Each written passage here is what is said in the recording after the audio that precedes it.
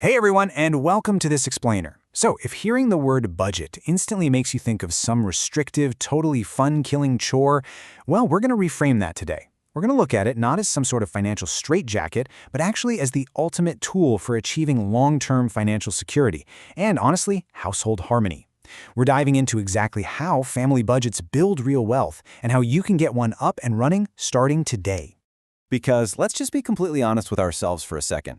Almost all of us have stared at our bank accounts at the end of the month and literally asked this exact question: where in the world did all our money go? It is a huge pain point for families. It's like the money just vanishes into thin air. You've got groceries, the kids' activities, those random streaming subscriptions we all forget to cancel, the impulse buys at the checkout line. It all adds up so incredibly fast. And you know what? It leads to a ton of underlying exhaustion and stress in the household. But our source material today hits us with this really powerful realization right out of the gate. Families who budget together build wealth together. Okay, let's actually dive into this. A budget isn't just about doing math or obsessing over spreadsheets. It is, fundamentally, a communication tool. It's the framework that gets two completely different people, and eventually, their kids, totally aligned around shared concrete goals. So here is our quick roadmap for today's explainer. 1. The wealth-building mindset. 2. Finding your starting point. 3. The 50-30-20 budget framework. 4. Setting goals and systems. And finally, 5. Avoiding common family pitfalls. Okay, Section 1, the wealth-building mindset.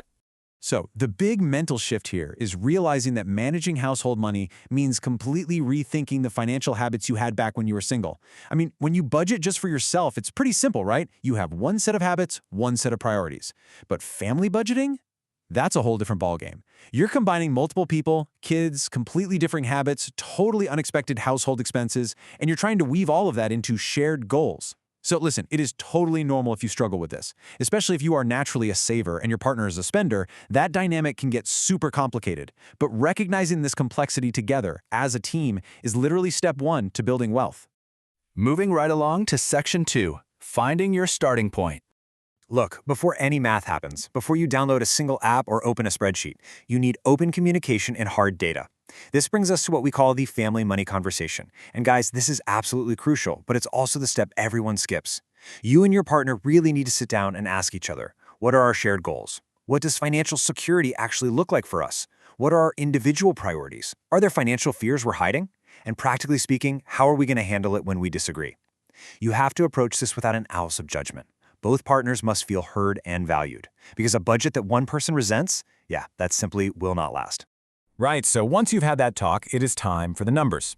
Step 1 is calculating your total take-home pay. That's the actual cash hitting your bank account after taxes.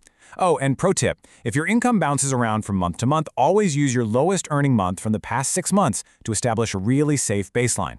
Then, step 2 is listing every single expense from the past 3 months. Now, fair warning, step 2 is where most families get a massive reality check. You've got to pull those actual bank and credit card statements and categorize exactly where every single dollar went. No guessing allowed here. All right, Section 3, the 50-30-20 budget framework. With that raw, honest data in front of you, we can transition to an actionable blueprint. And the 50-30-20 rule is just an incredibly effective starting point for any family. Here's how it works. You allocate 50% of your take-home pay to your needs, so housing, food, utilities, transport. Then 30% goes to your wants, things like entertainment, dining out, hobbies. And that final 20%? That goes straight to savings and debt. This is for building your emergency fund, making extra debt payments, and funding those wealth-building investments. Let's actually look at how this works in practice. Imagine a family taking home $6,000 a month. Following the rule, their absolute needs total $3,400. Their wants are capped at $1,100, and their savings hit $1,200. That actually leaves a nice little $300 buffer. So the crucial point here is that bottom section. Consistently prioritizing that 20% category for savings and debt is exactly what mechanically builds your family wealth over time. There's no magic trick to it. It's just consistent, categorized discipline that slowly transforms your monthly income into lasting wealth.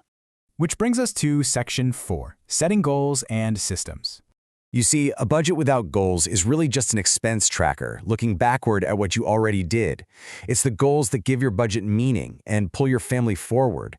You'll want to map out your wealth-building trajectory across 3 distinct timelines. Short-term, so 1 to 12 months, might be building a $1,000 emergency fund or knocking out a specific credit card.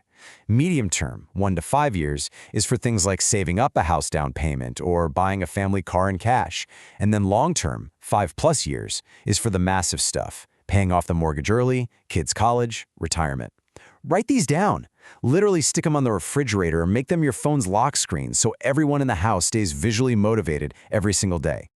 Now, to turn those big dreams into daily operations, you have to assign budget roles. You've got to decide, who is actually tracking the daily spending? Are you using apps like Mint, YNAB, or EveryDollar? How are we going to handle unexpected expenses? A great trick is agreeing as a couple to always discuss any purchase over, say, $100 before swiping the card. And what is each adult's personal allowance going to be? Seriously, giving yourself specific roles and setting these ground rules completely prevents conflict and keeps your whole wealth-building system running like a well-oiled machine. But of course, a system only works if you actually check it. Enter the routine check-ins. Step 1 is a quick 15-minute weekly review to track spending and prep for upcoming expenses. Step 2 is a slightly longer 30-minute monthly review to look at overall patterns and, most importantly, celebrate your savings wins. I know. These might sound like totally mundane, boring meetings, but they take up a tiny fraction of your week, and they are the exact collaborative mechanism that keeps you on track for those huge, exciting financial goals. And finally, Section 5, avoiding common family pitfalls. Okay, so you've got everything set up. The math looks fantastic, but how do you keep the budget from failing, or worse, causing resentment? Well, the absolute biggest secret to budget harmony is this: guilt-free personal spending money. Both adults absolutely must have an equal, no-questions-asked personal allowance. This is non-negotiable, folks. If you don't build this into the budget, one partner is inevitably going to feel controlled, they'll resent the whole process, and the system will eventually collapse. We all need a little bit of financial autonomy. There are a few other super common mistakes to watch out for too, like forgetting irregular expenses. Think Christmas or your annual car registration.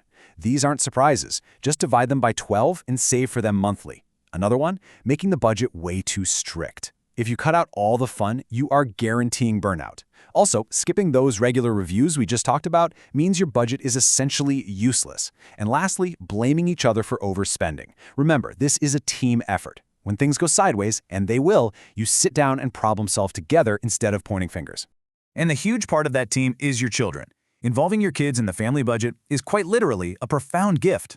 For the little ones, ages 4 to 8, give a small allowance and use a clear piggy bank to teach them that things actually cost money.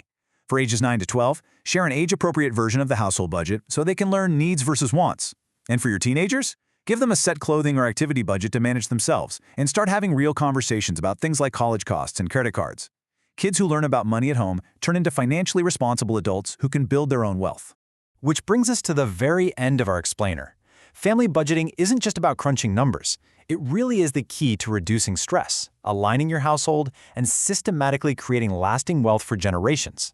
So I want to leave you with this final provocative question to reflect on today. What is your biggest family budgeting challenge? Really think about it. Talk about it openly with your partner tonight, and start building that wealth together. Thanks for hanging out with me for this explainer, and I'll catch you next time.